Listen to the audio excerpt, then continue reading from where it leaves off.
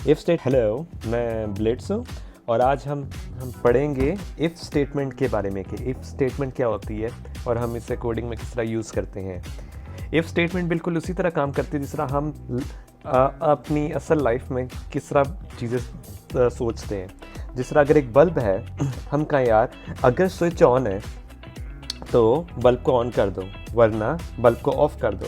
इसी तरह अगर हम पैसों की बात करें, हम ऐसे कह सकते हैं यार अगर हमारे पास $100 हैं तो ड्रेस को बाय कर लो, वरना चले जाओ।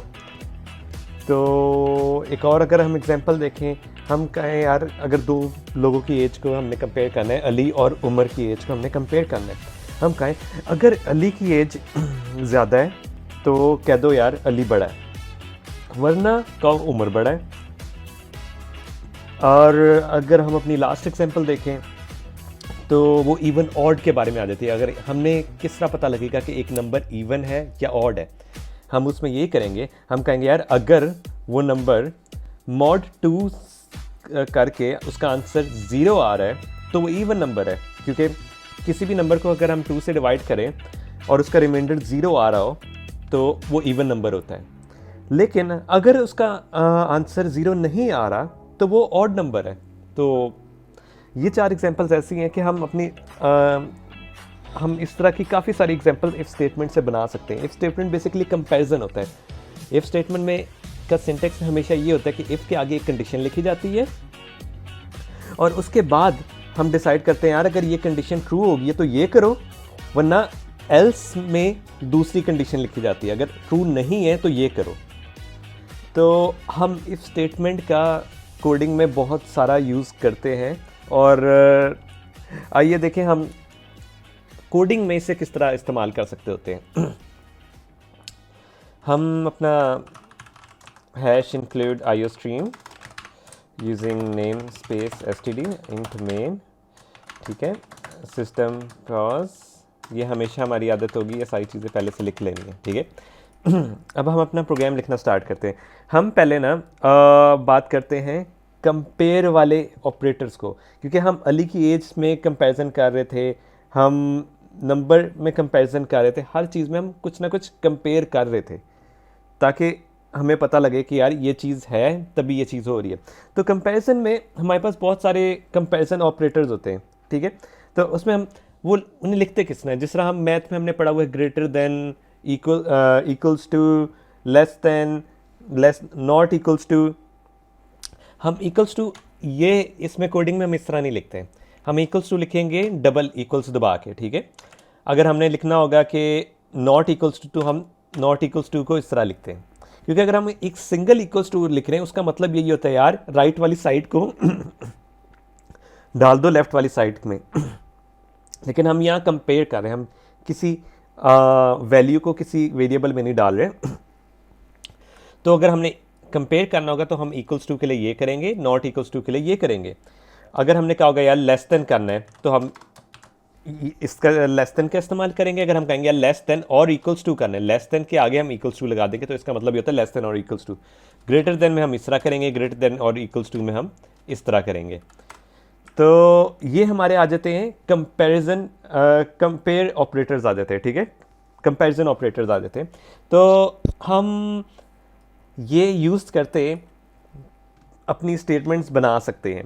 जिस तरह हम अपनी पहली हम कहते हैं यार हमारे पास अगर कैश 100 है, 100 या 100 से छोटा है तो हम ड्रेस बाय कर लेंगे, वरना हम चले जाएंगे। तो हम इसका किस तरह करते हैं, हम पहले हम कैश के लिए एक वेरिएबल बनाते हैं कैश, ठीक है, उसको हम 0 कर देते हैं। हमारी हमेशा अच्छी आदत यही होगी हम उससे 0 करें। तो बाद में हम यूज़र से मांगते हैं, हम एक मैसेज प्ले करते हैं कि यार यूज़र को कहते हैं कि कैश बताओ कितना है तुम्हारे पास, कैश, ठीक है, इनपुट कैश लिख देते हैं, ठीक है। उसके बाद हम सीन कराते हैं कि यार कैश डालो, ठीक है।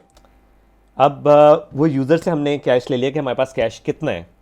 अब हम उससे कंपेयर करते हैं यार अगर ये 100 या 100 से लेस है तो हमने ड्रेस नहीं बाय करना, लेकिन अगर 100 या 100 या 100 से ऊपर है तो हम ड्रेस बाय करेंगे, अगर नहीं है तो ड्रेस नहीं बाय करेंगे, क्योंकि ड्रेस हमारा आ रहा है 100 का।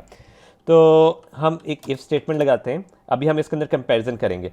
इफ़ कैश ग्रेटर देन और इक्वल्स टू 100, ठीक है, तो यहाँ हम ब्रैकेट्स डालेंगे और हम यहाँ कर देंगे सी आउट बाय ड्रेस, ठीक है। एल्स में हम कहते थे यार अगर स्टेटमेंट ट्रू नहीं है तो हम वो काम करें, उल्टा काम करें। एल्स क्या करेंगे हम, डू नॉट बाय ड्रेस, ठीक है, और यहाँ एंड लाइन डाल देंगे। अब इसका ये सीन होगा, अगर हमारा कैश ये वाली स्टेटमेंट ट्रू होगी तो हम यहाँ बाय कर लेंगे ड्रेस, वरना हम ड्रेस नहीं बाय करेंगे।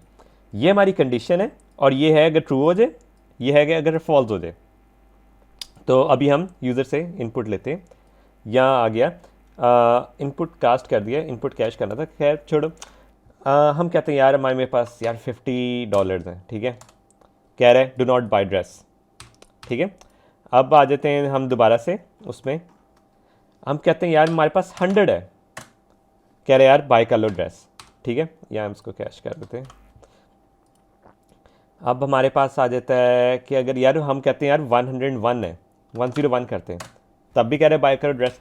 तो इस तरह हम कंडीशन बना सकते हैं और इफ़ स्टेटमेंट का यूज़ कर सकते हैं।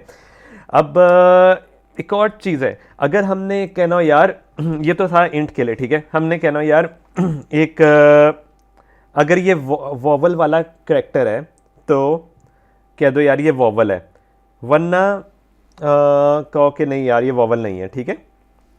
तो हम क्या करेंगे, हम एक बनाते हैं करैक्टर के लिए। यूज़र से हमने सिस्टम डॉट पॉज आ गया, हाँ। तो अभी हम करते हैं यूज़र से इनपुट के लिए यूज़र इनपुट, ठीक है। इसके लिए हमने एक नल करैक्टर इसके अंदर भर देते हैं हम, ठीक है।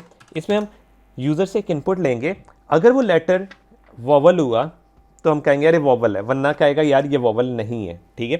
तो क्योंकि हमने एक करैक्टर लेना तो हमें एक करैक्टर की डेटा टाइप यूज़ करनी पड़ेगी। अब हम करते हैं यार टाइप अल्फ़ाबेट, ओके। तो हम अब यूज़र से अल्फ़ाबेट के लिए ले लेंगे, ठीक है, यूज़र इनपुट, हाँ। अभी हमने इसे चेक करना है कि यार ये वॉवल है या नहीं। वॉवल में कौन कौन से लेटर्स होते हैं, ए ई आई ओ यू। अब हम कहते हैं यार इफ़ हाँ, अब हम कहेंगे कि यार यूज़र इनपुट, हाँ, इक्वल्स टू, ठीक है, कौन सा ए, तो कर दो कि यार ये वॉवल है, ठीक है, क्योंकि उसमें वॉवल आ रहा है। लेकिन अभी हमने कंपैरिजन में 5 ए ई आई ओ यू 5 करैक्टर्स की चॉइसेस डालने के, पांचों में से कोई भी हो तो ये चीज़ करे। तो हमें इस तरह तो फिर हमें काफ़ी दफ़ा लिखना पड़ जाएगा हमें। एल्स में भी दोबारा से एक और कंडीशन है यार, अगर या तो ये है या तो ये है, ठीक है, एल्स इफ में डाल देंगे। इसके अंदर हम अपनी अलग से कंडीशन डालेंगे और दोबारा से हम इसको कंपेयर कर देंगे, ठीक है, ए ई, और दोबारा से हम इसको कॉपी कर लेते हैं, ए ई आई ओ यू, ठीक है, ए ई आई ओ यू, वरना कह दो यार ये C out vowel, it's not vowel, ठीक है। और यहाँ हम कर देंगे सी आउट में वॉवल, ठीक है।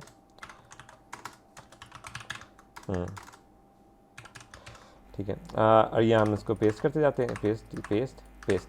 अब ये होगा कि हमने करैक्टर अगर ए ई आई ओ यू में से कोई भी होगा वो कहेगा वॉवल है, वरना कहेगा नहीं वॉवल। तो अगर हम इसको प्ले करें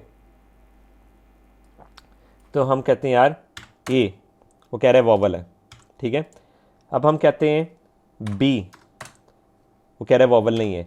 लेकिन हमने ये इतनी ज़्यादा स्टेटमेंट लिखी हुई है, if else if else if, हम एक और ऑपरेटर होता है, लॉजिकल ऑपरेटर उसे कहते हैं।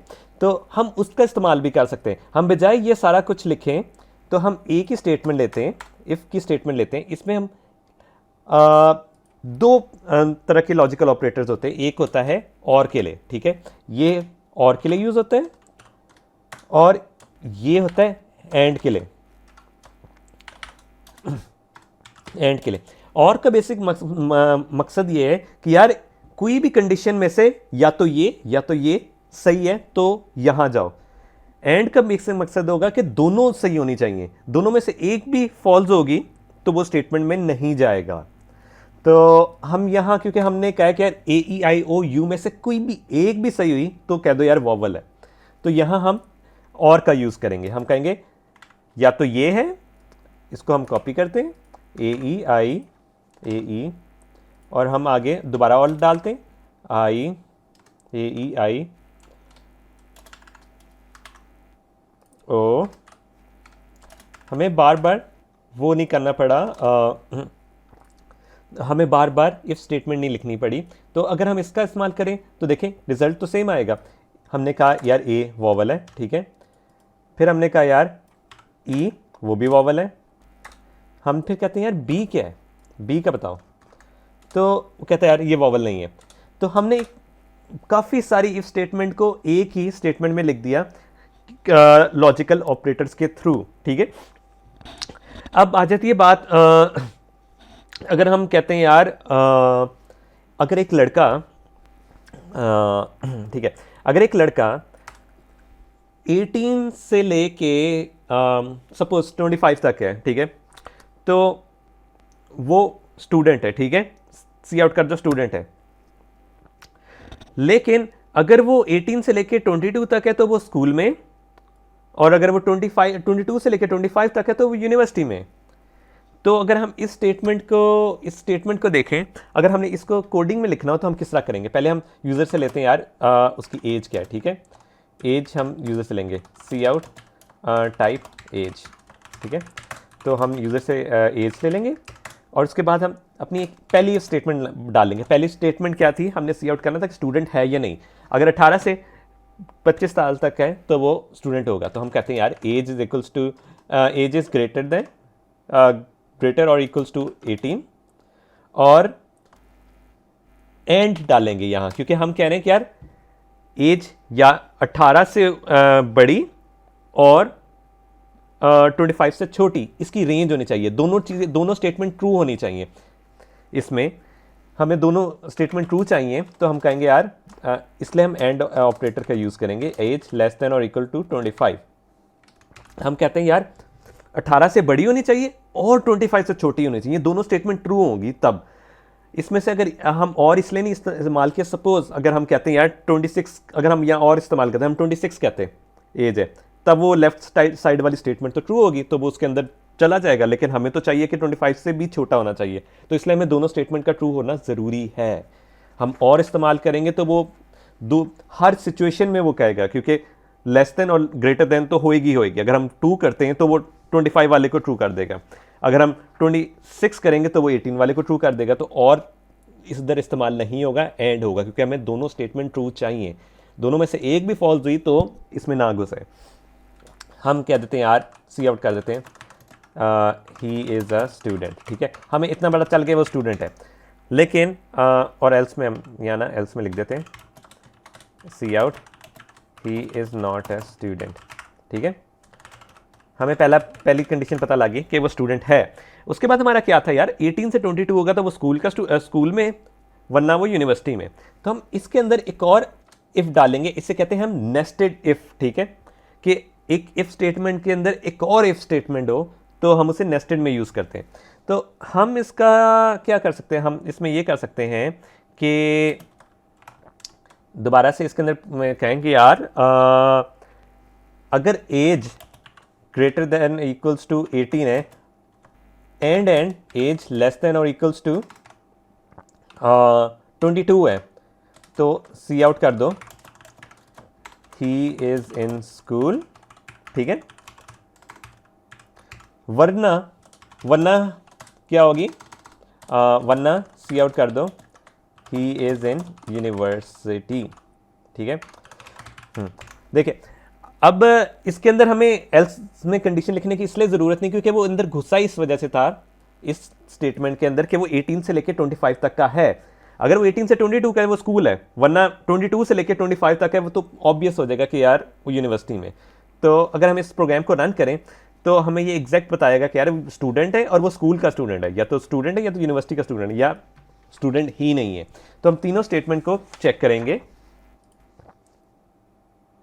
अब हम एज टाइप करते हैं, हम कहते हैं यार वो 26 ईयर्स का है, वो कह रहे हैं यार स्टूडेंट ही नहीं है तो ठीक है। फिर हम टाइप करते हैं यार वो 18 एज का है, वो कहेगा यार ये स्टूडेंट है और स्कूल में, ठीक है।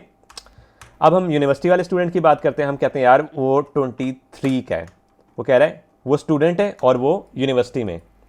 तो इस तरह अगर हम देख सकें तो हमने एक इफ़ के अंदर एक और इफ़ स्टेटमेंट डाली। आगे जाके हम ऐसा भी हो सकता है 16 के इफ़ के अंदर बहुत सारी स्टेटमेंट आए, लेकिन हमारा एक गोल यही होता है कि हम कम से कम इफ़ स्टेटमेंट को बनाएं। अगर आपको मेरी वीडियो पसंद आई हो तो इसको लाइक, सब्सक्राइब और शेयर करें, और हम मिलेंगे अपनी नेक्स्ट वीडियो में।